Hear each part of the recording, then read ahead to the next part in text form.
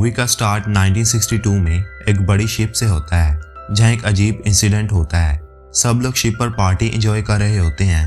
अचानक एक हाथ नजर आता है जो शिप के सिस्टम को डिस्टर्ब करता है, जिसकी वजह से एक वायर निकलती है और सब लोगों की बॉडी दो हिस्सों में कट जाती है।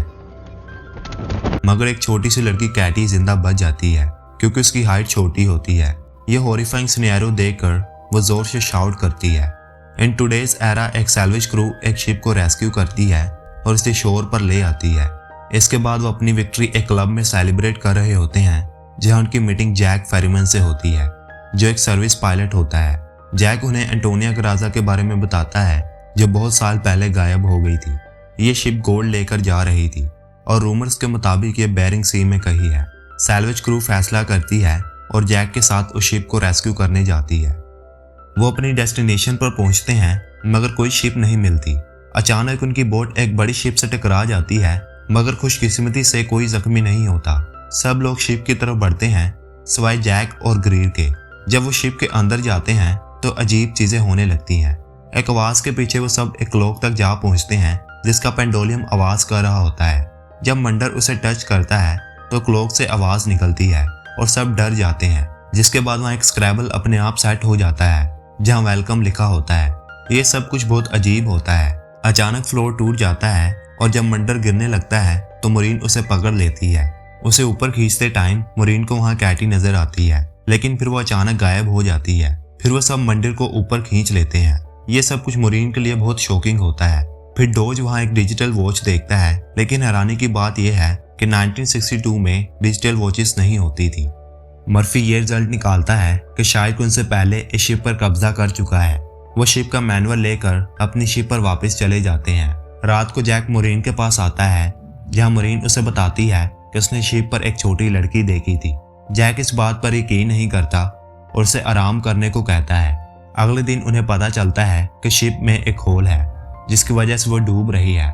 सब फैसला करते हैं कि 3 दिन में उस होल को ठीक करना है ताकि वो शिप को अपने साथ ले जा सके।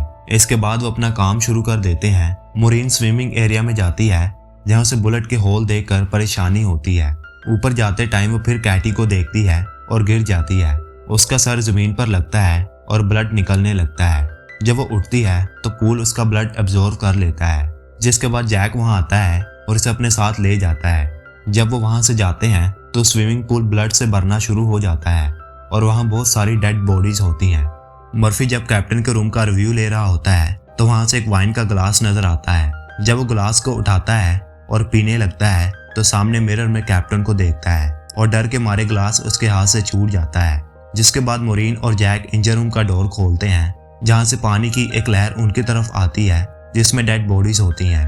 वो डर जाते हैं और वापस जाने लगते हैं, लेकिन डोर लॉक हो जाता है। फिर वो इंजन रूम के दूसरे डोर से आगे बढ़ जाते हैं।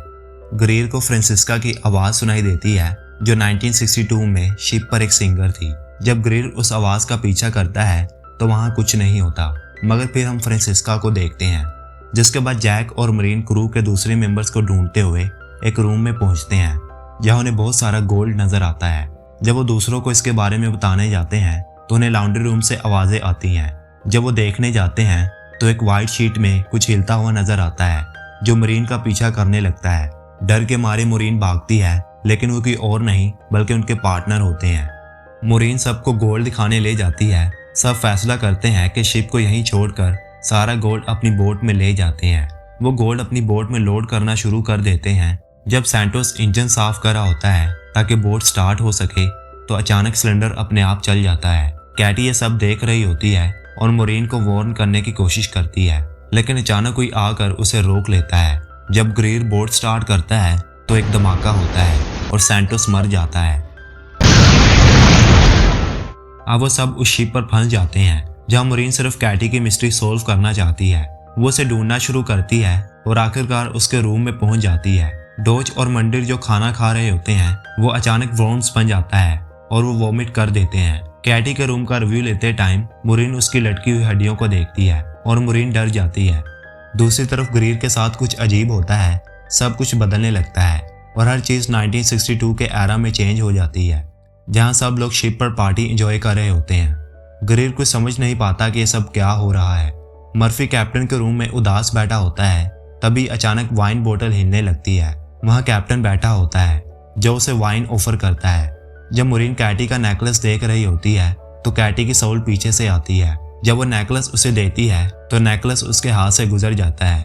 इससे मुरीन की उम्मीद टूट जाती है और वो यकीन कर लेती है कि कैटी एक गोस्ट है।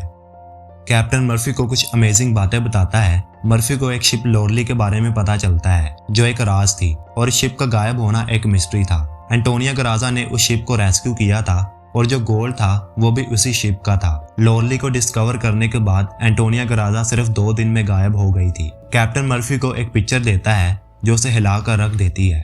हम इस पिक्चर के बारे में आगे जानेंगे, जिसके बाद कैटी मुरीन को बताती है कि वो और शिप पर मौजूद सब सोल्स यहाँ कैद हैं। कोई भी यहाँ से भाग नहीं सकता जब तक जो ये सब कर रहा है। इससे पहले कि कैटी कुछ और बताती, वॉल पर कुछ नजर आने लगता है। कैटी डर के मारे मुरीन से कहती है कि जल्दी से शिप छोड़ दो। इस दौरान कैटी गायब हो जाती है और सिर्फ उसकी शाउट सुनाई देती है। अब मर्फी को सब कुछ पता चल चुका होता है और वो मुरीन को ढूंढ रहा होता है ताकि दोनों जल्दी से शिप छोड़कर निकल सकें। लेकिन फिर वो सैंटोस की जली हुई बॉडी देखता है जो उसे डराने लगती है। दूसरी तरफ फ्रांसिस्का ग्रिल को सड्यूस करके उसे अपने पीछे चलने पर मजबूर कर देती है। जब वो उस पर पूरा कंट्रोल कर लेती है तो उसे ऊपर से धक्का देकर मार देती है। मुरीन मर्फी को ढूंढते हुए उस तक पहुंचती है। मर्फी को मुरीन में सैंटोस का चेहरा नजर आता है और वो ये समझता है कि ये सैंटोस है। इस कल्ट फैमिली में वो मुरीन पर अटैक कर देता है। मर्फी मुरीन को किल करने की कोशिश करता है लेकिन मुरीन उसे नाइफ मारकर रोक लेती है। जब मर्फी उस पर दोबारा अटैक करने लगता है तो जैक वहां आकर उसे मारकर मुरीन को बचा लेता है, जिसके बाद वो मर्फी को एक्वेरियम में लॉक कर देते हैं ताकि वो उन्हें दोबारा नुकसान ना पहुंचा सके।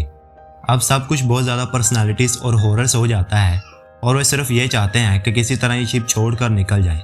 वो सब मिलकर शिप को ठीक करने लगते हैं। जब शिप ठीक हो जाती है तो मुरीन ग्रीर को ढूंढने जाती है। वहाँ उसकी मीटिंग फिर से कैटी से होती है। कैटी उसे ग्रीर की डेड बॉडी दिखाती है। फिर कैटी मुरीन को पास में ले जाती है और सब राज खोल देती है। कैटी दिखाती है कि कैसे शेफ्स ने गोल्ड हासिल करने के लिए लोगों के खाने में जहर मिला दिया, जिसके बाद शेफ्स को भी मार दिया गया और बाकी लोग वायर के जरिए मर गए और कुछ लोगों को वर्कर्स ने गोली मारकर किल किया और कैटी को उसके रूम में एग्जीक्यूट देकर मार दिया। यह सब कुछ गोल्ड हासिल करने के लिए किया गया था। जब वो गोल्ड तक पहुंचते हैं तो फ्रांसिस्का उन्हें मैनिपुलेट करती है और सबको मार देती है। आखिर में वो एक वर्कर को भी मार देती है। इसके बाद असल विलन सामने आता है जो फ्रांसिस्का को भी मार देता है। मुरीन उसका चेहरा देखकर शौक रह जाती है क्योंकि वो कोई और नहीं बल्कि जैक होता है, वही आदमी जो उन्हें शिप पर लाया था। इसके बाद मुरीन मर्फी के बारे में सोचती है, लेकिन जब वो उसके पास पहुंचती है तो मर्फी मर चुका होता है और उसके हाथ में जैक की फोटो होती है, वही फोटो जो कैप्टन ने उसे दिखाई थी। मुरीन डोज से कहती है कि वो जैक पर नजर रखे और खुद मंदिर को ढूंढने जाती है। दूसरी तरफ एक पावर मंदिर को शिप की तरफ खींचती है और वो भी मर जाता है। जब पाइप से खून निकलता है तो मुरीन को समझ आता है कि मंदिर भी मर गया है।